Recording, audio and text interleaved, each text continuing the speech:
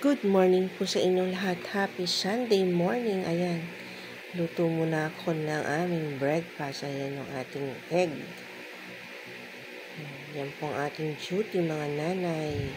Sa umaga, we have to make sure na paggising ng ating mga mahal sa buhay ay meron na tayong nalutong breakfast. Ayan po ang aming breakfast for today.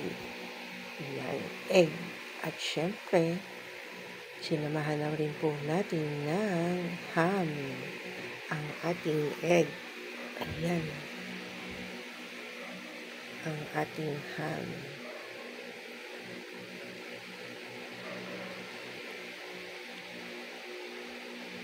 Yan talagang ating duty mga nanay, magluto ng pagkain sa ating mga mahal sa buhay.